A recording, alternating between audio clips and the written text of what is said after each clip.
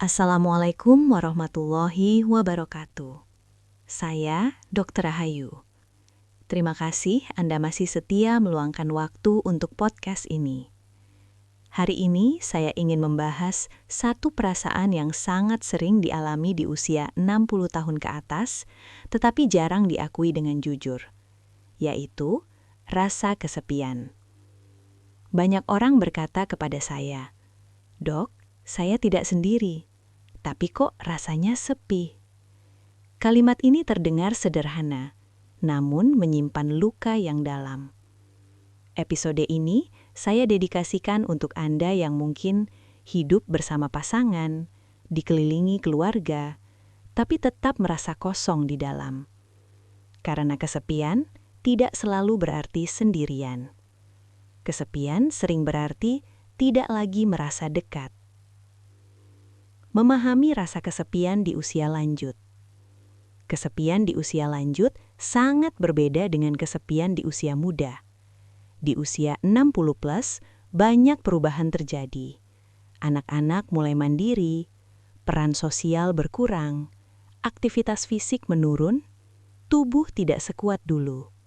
Perubahan ini perlahan membuat seseorang merasa tidak lagi dibutuhkan, tidak lagi didengar, tidak lagi diperhatikan, dan kesepian sering muncul tanpa suara. Banyak lansia tidak mengeluh karena takut dianggap lemah atau merepotkan. Padahal kesepian adalah sinyal emosional, bukan tanda kegagalan. Kenapa kesepian bisa ada meski punya pasangan? Ini pertanyaan yang paling sering saya dengar. Kenapa saya merasa kesepian, padahal masih punya pasangan? Jawabannya seringkali bukan karena kurang cinta, tetapi karena kurangnya keintiman emosional.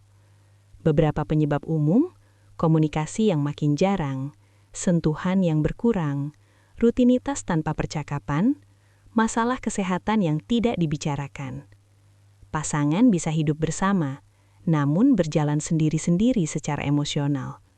Dan kesepian dalam pernikahan sering terasa lebih menyakitkan dibanding kesepian karena sendiri. Hubungan antara kesepian dan keintiman. Keintiman bukan hanya soal fisik. Keintiman adalah rasa terhubung, rasa diterima, rasa dimengerti. Ketika keintiman menurun, kesepian perlahan meningkat.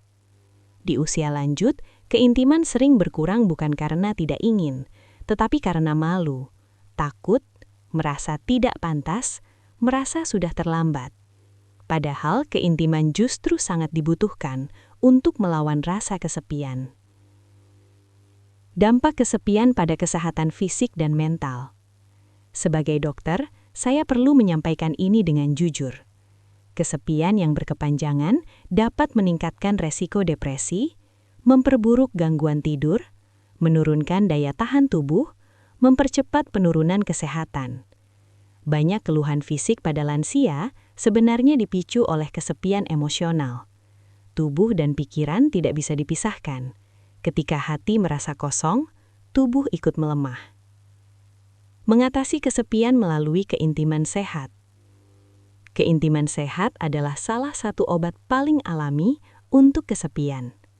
Keintiman bisa dimulai dari hal sederhana.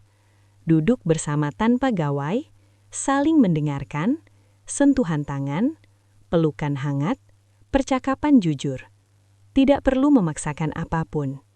Gunakan kalimat lembut, "Aku merasa akhir-akhir ini kesepian.